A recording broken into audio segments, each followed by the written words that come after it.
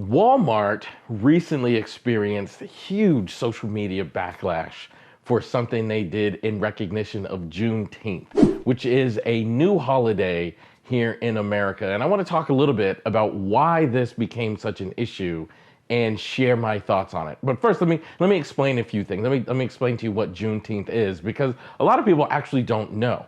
So slaves were freed on January 1st, 1863 in the Emancipation Proclamation.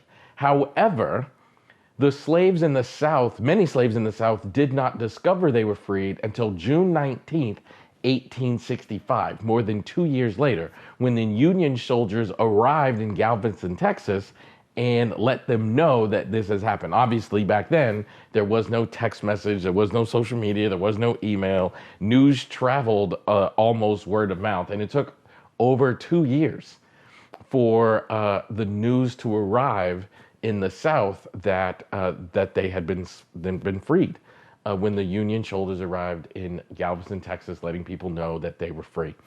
And that holiday is now known as Juneteenth. And last year, in 2021, President Biden signed a declaration that made Juneteenth a national holiday.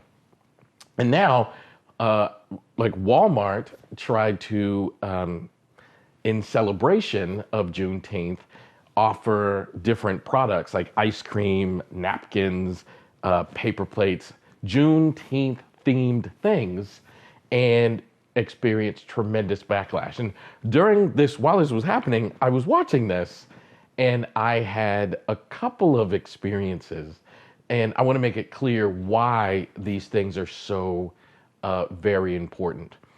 And to be honest, the first thing I want to say, and this might sound surprising, but the first thing I want to say is something kind of like I want to acknowledge Walmart for trying to treat the Juneteenth holiday as they treat every other holiday. Like they were releasing products the same way they would July 4th things or Easter things or Christmas things. And there's something comforting about that, actually, trying to treat an African-American holiday the same way that you treat every other holiday. I actually think that that's pretty cool. And one of my responses was one of, I guess, pleasantness.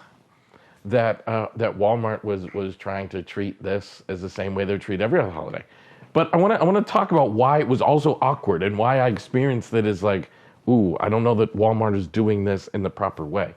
So the first thing is not all Black people experience the Juneteenth holiday as a celebratory event. You know, when I first moved to Texas, growing up in Massachusetts, I had never heard of Juneteenth.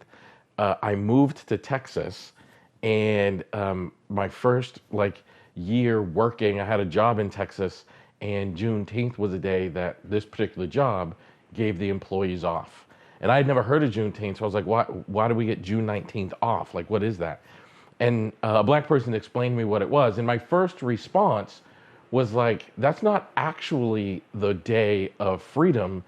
That was the day that the slaves found out about freedom. It's almost a day celebrating like 2.5 years of extra slavery, which even as a 19-year-old having just moved to Texas, I did not experience as pleasant. So a lot of Black people don't experience this day as a pleasant day because it's not really like something to honor our culture. It almost celebrates that our culture didn't find out that we had been freed until 2.5 years after it had actually happened.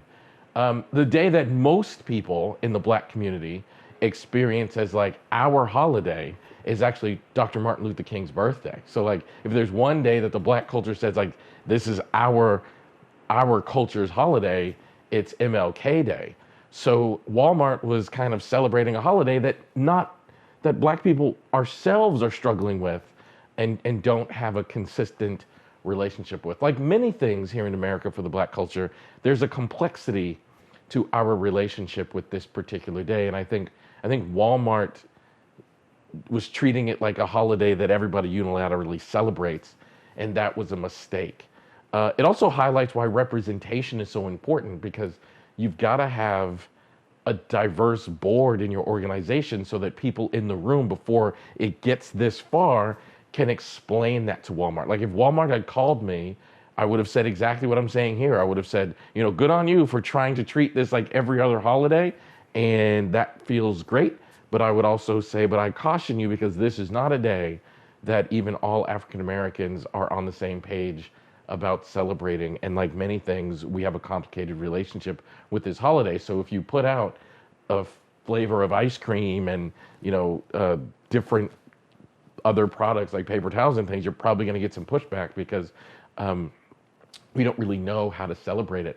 And the people who do celebrate it, like I've talked to them a little bit, and I'm not sure they're ready to share what they would consider their holiday with everyone else, because so many things in our culture have been taken from us, and so many things from our culture have been appropriated or misappropriated, that it's really important that we acknowledge that there's some level of possessiveness, and we have to respect how these holidays need to look.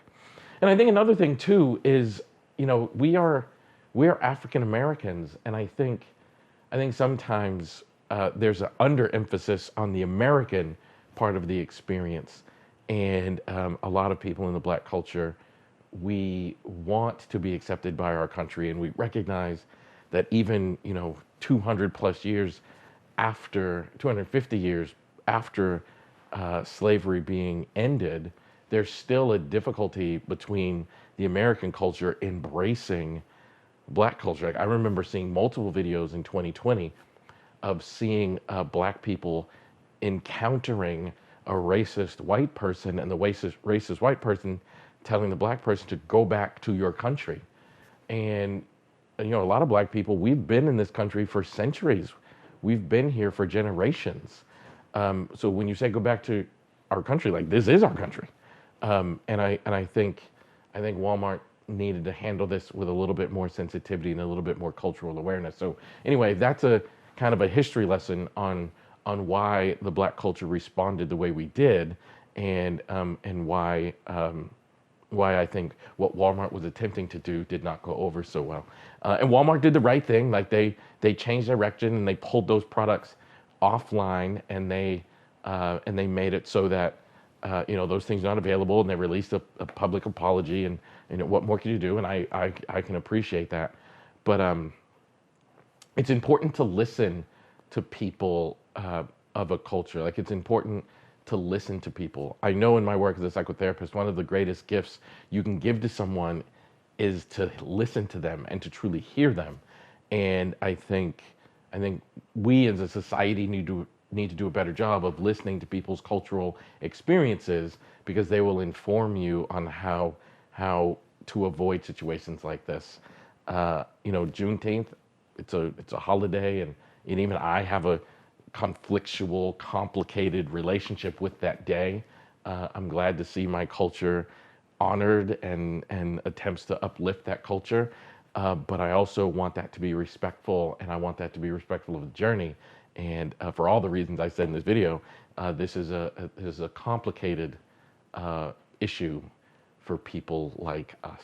So there you go. That's why the Juneteenth holiday, and Walmart trying to celebrate the Juneteenth holiday by making ice cream and, you know, napkins, created such backlash. And I hope going forward that these corporations and you watching this video will be more aware that cultural responses are important, and we need to listen to the different cultures, and that's exactly why representation matters.